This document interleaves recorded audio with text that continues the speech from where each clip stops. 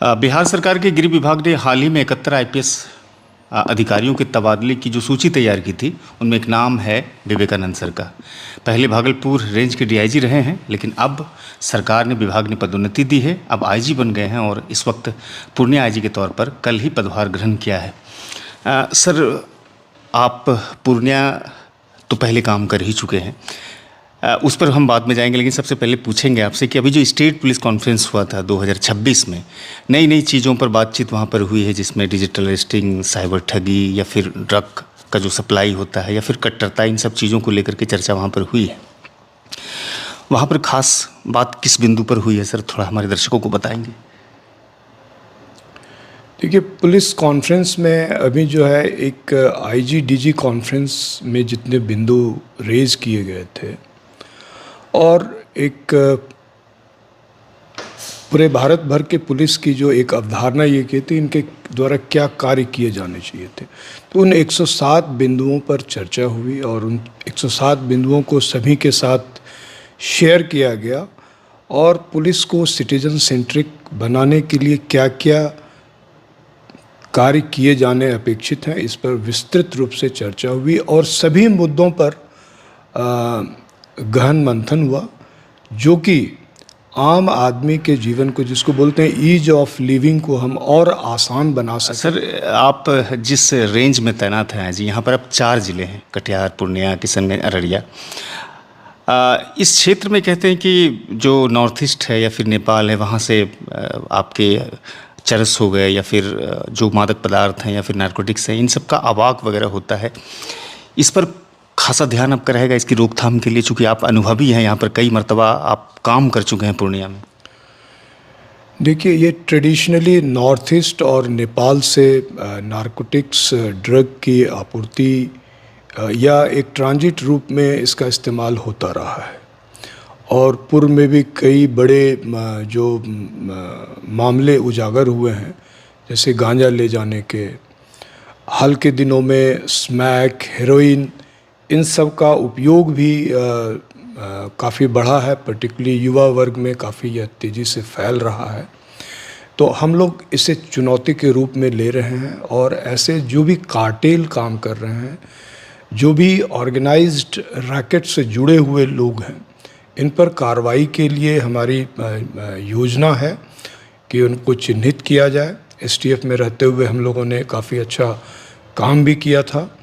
इसके अलावा ये सारे राष्ट्र विरोधी तत्व में तब्दील हो जाते हैं और आर्म्स, गन रनिंग रैकेट, सभी चीज़ों में फिर शामिल हो जाते हैं, देश विरोधी गतिविधि में भी शामिल होते हैं। तो ऐसी सारी गतिविधि और आवाजाही पर रोकथाम लगाने की आवश्यकता है और यह बॉर्डर रेंज होने के कारण सबसे बड़ी चुनौतियों में। चूँकि सरल स्वभाव के माने जाते हैं, मृदुभाषी भी हैं, भागलपुर के लोग, बांका के लोग आज भी आपको याद करते हैं और पुलिस के साथ पब्लिक का एक अच्छा रिलेशन हो, इसके लिए लगातार आपके विभाग काम करते हैं, आप लोग काम करते हैं। तो उसके लिए पुलिस साप्ताहिक या फिर कम्युनिटी पुलिस, ये सारी चीज़ें जो है ज़मीन पर उतारने के लिए आपके आने से पूर्णिया में ये सारी चीज़ों में सुलभता मिलेगी जनता को, एक अदद एफआईआर के लिए कहीं भटकना नहीं पड़ेगा, पुलिस से सीधा कनेक्ट हो पाएगी किसी समस्या को लेकर के। निश्चित रूप से मैं कार्यावधि या इवन कार्यस्थल के बाहर भी जनता से हर समय मिलता रहता हूं और मेरा प्रयास रहता है कि हम उनकी शिकायत सुनें और जहां तक एफआईआर नहीं होने की बात है तो ऐसे सभी मुद्दों पर त्वरित कार्रवाई का भी निर्देश देते हैं। डीजीपी सर ने अपने अभिभाषण के दौरान इसका मार्गदर्शन भी हम लोगों को दिया था और उन्होंने कहा था, पारित्रायाणाम साधुनम विनाशाय च दुष्कृताम। इसका अर्थ ये हुआ कि जो लोग साधु प्रकृति के हैं, अच्छे लोग हैं, उन्हें अपने नज़दीक आने दें और उनसे अच्छे संबंध बनाकर रखें और जो दुष्चरित्र हैं, जो अपराधी प्रकृति के हों, उनको दूर रखें। तो यही मार्गदर्शन जो है पूरे बिहार पुलिस के लिए भी वैलिड है और हम लोग इसी पर काम करेंगे। आखिर में एक प्रश्न है, आपको विभाग ने पदोन्नति दी है सर, चूँकि मैं भी भागलपुर का रहने वाला हूं और पूर्णिया और भागलपुर की दूरी बहुत ज़्यादा नहीं है, इस मौके पर क्या कहेंगे? बड़ा तोहफा आपको विभाग ने दिया है, भागलपुर के लोग तो गदगद हैं ही, अब पूर्णिया के लोग भी गदगद हो रहे हैं। देखिए, चुनौती भी बड़ी है और पूर्णिया जो है पहले से यहाँ पे मैं यहाँ पहले भी रहा हूँ और उस समय अपराध ग्रसित क्षेत्रों में से था। बहुत सारे प्राइवेट सेनाएं यहाँ पे काम कर रही थी। आज के दिन में अपराध का स्वरूप बदल गया है और ऑर्गेनाइज क्राइम बहुत तरह के यहाँ पर हो रहे हैं। तो चुनौतियाँ बड़ी हैं और इस पर खरा उतरना जो है हमारे लिए सबसे बड़ी चैलेंज रहेगा। और मेरी कोशिश रहेगी कि इन सभी चुनौतियों को हम लोग अच्छी तरह से पूरी रेंज के सभी एसपीज के सहयोग से उसको निपट सकें।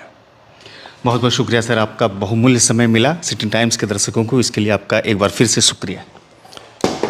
Thank you so much. जय हिंद।